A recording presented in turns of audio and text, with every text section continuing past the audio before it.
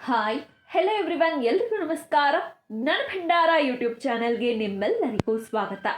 ಸ್ನೇಹಿತರೆ, ಶಂಖವನ್ನ ಊದುವುದರಿಂದ ಹೊರಬರುವ ನಾದ ಸುತ್ತಮುತ್ತಲಿನ ವಾತಾವರಣವನ್ನ ಒಂದು ಬಗೆಯ ಧನಾತ್ಮಕ ಕಂಪನಗಳಿಂದ ತುಂಬುತ್ತದೆ. ಅದಕ್ಕೆ ಭಾರತವೂ ಸೇರಿದಂತೆ ವಿಶ್ವದ ಅನೇಕ ಸಂಸ್ಕೃತಿಗಳಲ್ಲಿ ಜನರು ಶಂಖನಾದವನ್ನ ವಿವಿಧ ಕಾರಣಗಳಿಗೆ ಉಪಯೋಗಿಸುತ್ತಾರೆ.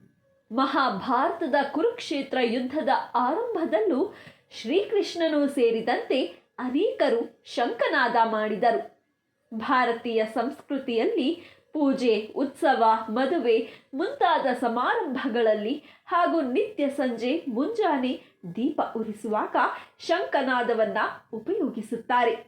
ಒಳ್ಳೆಯ ಶಂಖದಿಂದ ಬರುವ ನಾದವು ಓಂಕಾರವನ್ನ ಹೇಳಿದ ಹಾಗೆ ಕೇಳಿಸುತ್ತದೆ. ಶಂಖವನ್ನ ಊದುವ ರೀತಿಯಲ್ಲಿ ಇಟ್ಟುಕೊಂಡಾಗ ಶಂಖದ ಕಿವಿಯು ಬಲಗಡೆ ಇದ್ದರೆ ಅದು ಬಲಮುರಿ ಶಂಖ.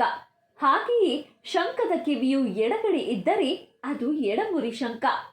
ಬಲಮುರಿ ಅಥವಾ ಎಡಮುರಿ ಶಂಖದಿಂದ ಕಿವಿಯನ್ನ ಮುಚ್ಚಿಟ್ಟುಕೊಂಡಾಗ ಸುತ್ತಮುತ್ತಲ ಪರಿಸರದಲ್ಲಿನ ಶಬ್ದವು ಶಂಖದ ಮೂಲಕ ಕಿವಿಗೆ ಸಮುದ್ರದ ಅಲೆಗಳ ಬಡಿತದ ಶಬ್ದದಂತೆ ಕೇಳಿಸುತ್ತದೆ.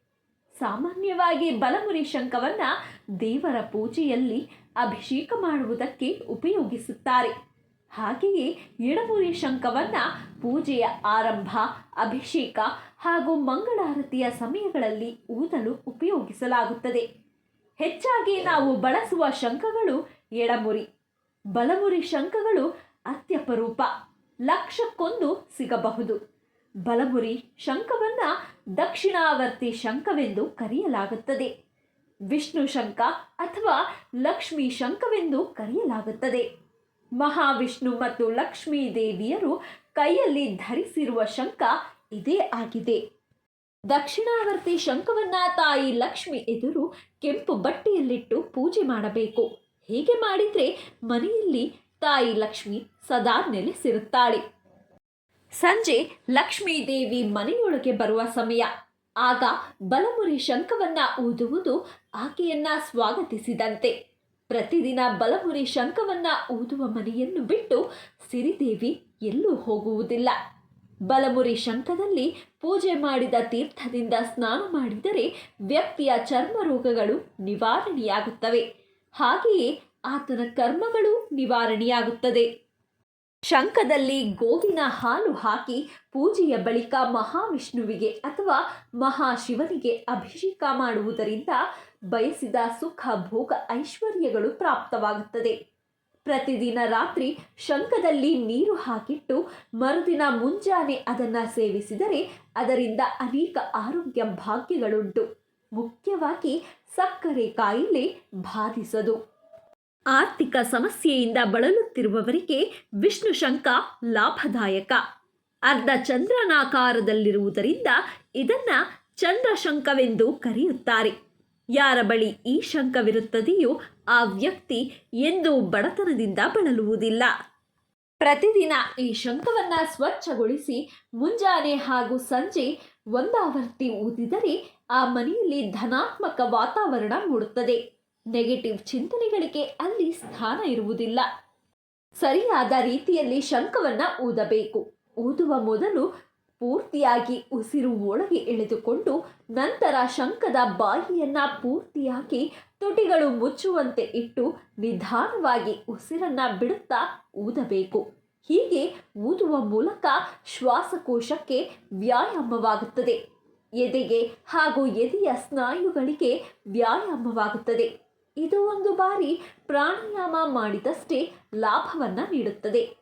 ಕೆಲಸದಲ್ಲಿ ಒತ್ತಡ ಅನುಭವಿಸುವವರು ದಿನಕ್ಕೊಮ್ಮೆಯಾದರೂ ಇದನ್ನು ಊದುವುದರಿಂದ ಒತ್ತಡ ಕಡಿಮೆಯಾಗುತ್ತದೆ. ರಾತ್ರಿ ನೀರು ಹಾಕಿಟ್ಟು ಬೆಳಗ್ಗೆ ಅದಕ್ಕೆ ರೋಸ್ ವಾಟರ್ ಸೇರಿಸಿ ಚರ್ಮಕ್ಕೆ ಮಸಾಜ್ ಮಾಡಿದರೆ ಚರ್ಮದ ಸಮಸ್ಯೆಗಳು ದೂರವಾಗುತ್ತದೆ. ವೈಕುಂಠದಲ್ಲಿ ಶ್ರೀಮನ್ನಾರಾಯಣನ ಪಾಂಚಜನ್ಯ ಶಂಖ ಒಮ್ಮೆ ಕಣ್ಮರೆಯಾಯಿತು. ಮುಂದೊಂದು ದಿನ ಕೈಲಾಸದ ಕಡೆಯಿಂದ ಆ ಶಂಖ ಮೊಳಗಿದ್ದು ಕೇಳಿ ಬರಲು ಶಂಖ ಅದು ಹೇಗೋ ಪರಮೇಶ್ವರನ ಅಧೀನವಾಗಿದೆ ಎಂದು ತಪಸ್ಸುಗೈದು ಪರಶಿವನನ್ನ ಪ್ರಸನ್ನಗೊಳಿಸದೆ ಶಂಖ ವಾಪಸ್ಸಾಗುವುದು ಅಸಾಧ್ಯವೆಂದು ವಿಷ್ಣುವಿಗೆ ಮನವರಿಕೆಯಾಯಿತು. ವಿಷ್ಣುವಿನ ತಪಸ್ಸಿಗೆ ಮೆಚ್ಚಿ ಈಶ್ವರ ಪ್ರತ್ಯಕ್ಷನಾಗುತ್ತಾನಾದರೂ ಶಂಕ ಬೇಕಿದ್ದರೆ ತನ್ನ ಮಗ ಗಣೇಶನನ್ನ, ಅದು ಕೂಡ ಬಲಮುರಿ ಗಣೇಶ, ಸೊಂಡಿಲು ಬಲಗಡೆ ವಾಲಿರುವವನ್ನ ಪೂಜಿಸಬೇಕೆನ್ನುತ್ತಾನೆ. ಕೊನೆಗೂ ಬಲಮುರಿ ಗಣೇಶ ಬಲಮುರಿ ಶಂಕ ಪಾಂಚಜನ್ಯವನ್ನ ವಿಷ್ಣುವಿಗೆ ಮರಳಿಸುತ್ತಾನೆ. ಇಲ್ಲಿ ಗಮನಿಸಬೇಕಾದ ಅಂಶವೆಂದರೆ ಶಂಖನಾದಕ್ಕೂ ಆದಿಯ ಗ್ರೀಕರಿಸುವಿಕೆಗೂ ಇರುವ ಸಾಮ್ಯ.